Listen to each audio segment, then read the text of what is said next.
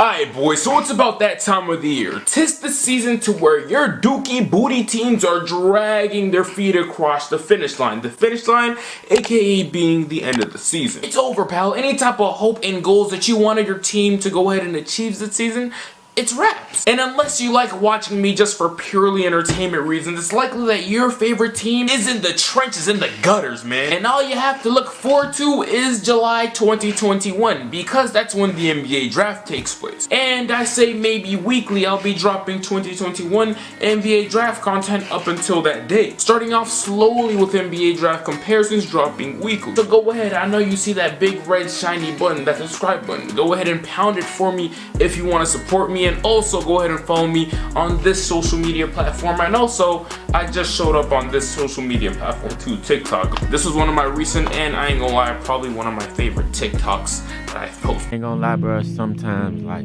late nights, I just cry like a motherfucker.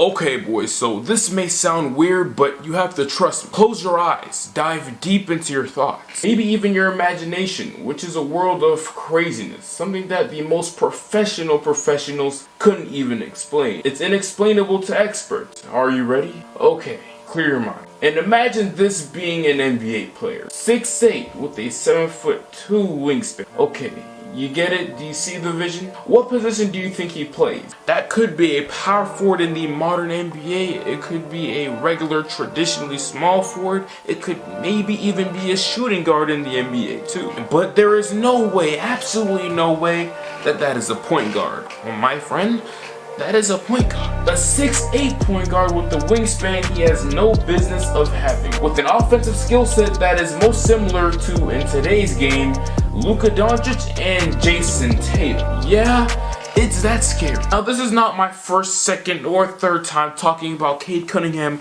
on this NBA channel. I clearly have an obsession, and you know what? I'm not afraid to say that. The last time I talked about Cade Cunningham, bro, I compared him to a remote controller. Take a look. What I like to think of Cade Cunningham as is a universal remote, you know what I'm saying? If you grew up with siblings and you used to fight and argue about who gets to watch TV at such and such time, then you know that, bro, or at least I know one of the hacks and cheat codes that I would do was I would hide the remote or just lose it on purpose and keep it on the channel. I throw it away, I chuck it in the woods just so no one will find out. And the only other way to go ahead and change the channel would be by getting a universal TV remote. A TV remote that works with anything, bro. I love these because they come in clutch. You know how many times my little brother tried to screw me over my WWE Monday Night Raw? The universal remote came in clutch and it's just about applicable to every single TV. It's universal and can do anything. And I think of Cade Cunningham in the same light, bro. If you're new or if you've been subscribed to this channel, I know like things have gotten really wonky because I'm over here comparing a human being to a remote controller. Yeah, I'm down bad.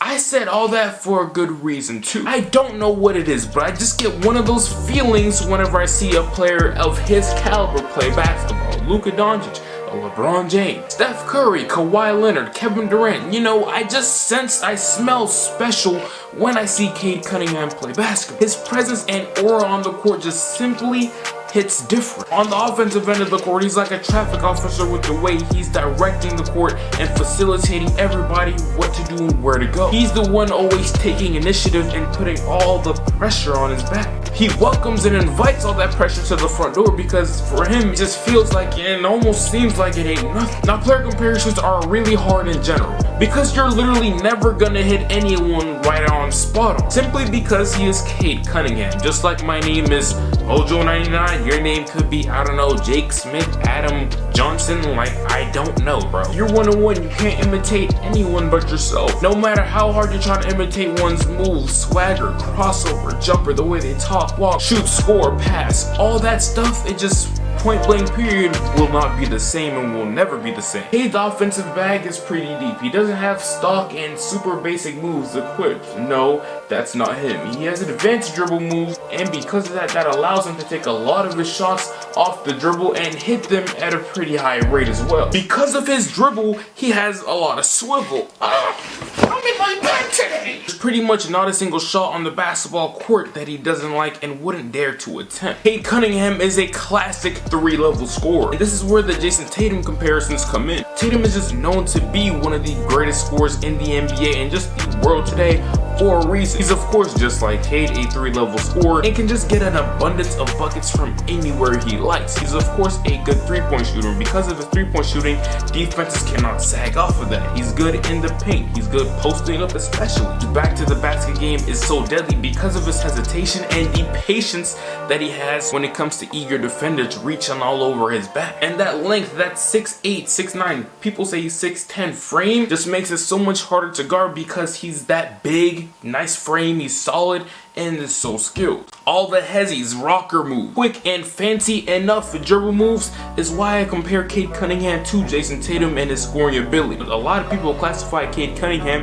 as a bad athlete. Tatum is pretty athletic. The only reason why I don't think the Cade Cunningham comparison is spot on is partly because Cade is just simply not moving like that. Now what makes Cade so special is that, bro, he has way more potential as a passer than a scorer in the NBA. So I've been doing a little diving, okay, and I've been doing diving for over the past few days, and that diving that I did led me to this point right here. I watched this man's high school footage, compared it to his college footage, and I'm just like, bro, first off, he has way more talent on that high school team. His high school team has like 2 other lottery picks, including him, that's 3, compared to this Texas team that he's on. So the talent gap is obviously kind of crazy. Came to a conclusion that Cade wasn't given a great opportunity to showcase his passing talents, but rather his scoring talents, and absolutely destroying any type of worry or doubt people had about his scoring. Now this is where the Luka Doncic comparison comes in, boys. Now I know when you think about Luka Doncic, you think about triple doubles, historic numbers, crazy shots, and even crazier than that, the crazy passes that he made. Luka Doncic is one of the 5 best playmakers in the NBA if you ask me, and that's not even up for debate. And from what I've seen, Cade has been compared to him the most out of every single NBA player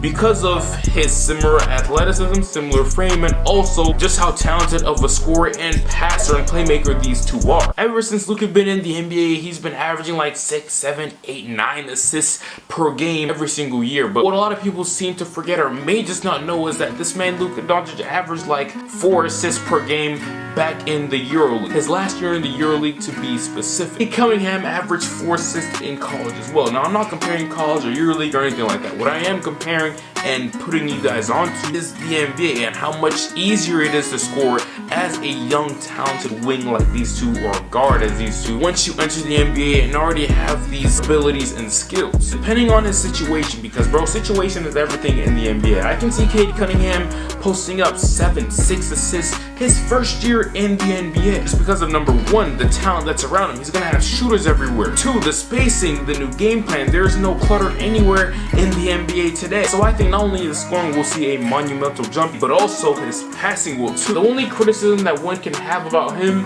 is that his athleticism is not great.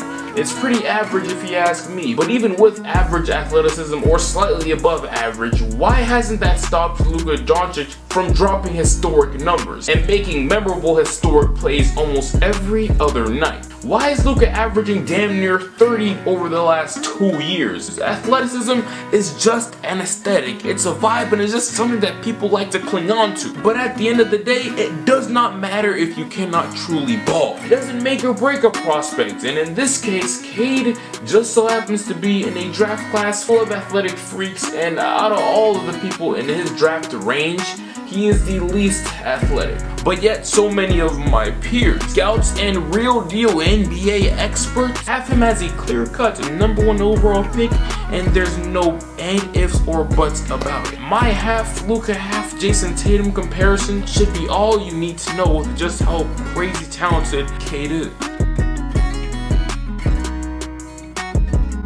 This is the end of the video though, man. I really do appreciate you for coming over here on my channel and seeing what I have to talk about today. That is extremely dope of you. Now, again, as I said earlier in the video, if you're new, go ahead and subscribe to this channel, leave a like, comment, please comment, because I like to be reading out comments like at 2 a.m., 3 a.m., then in the middle of the night when I'm about to sleep, you know what I'm saying? Go ahead and follow me on Instagram and also run out the numbers for me on TikTok, and I'll see you in a few days with a brand new video. Out of everything that I just said, boys, I hope you go ahead and make your day great. Until then, I'll get right with you.